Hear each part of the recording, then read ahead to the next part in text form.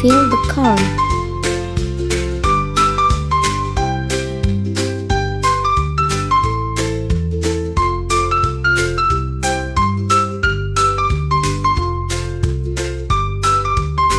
Step 2.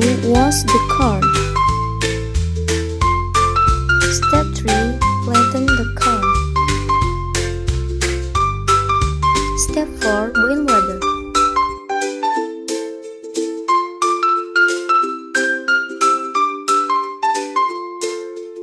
Step 5. Put in the corn.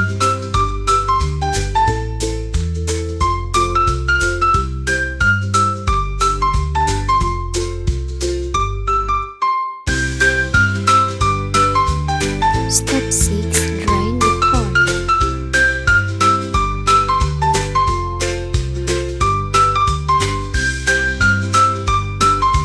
Step 7. Put the corn back in.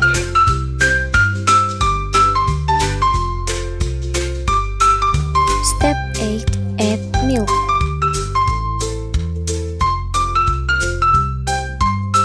Step 9. Add margarine. Step 10. Add cheese.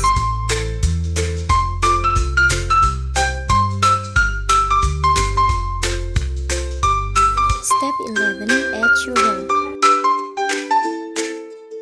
Step 12. Add milk.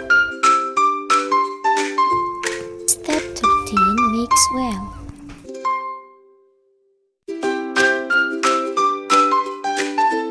Step 14. Transfer the container.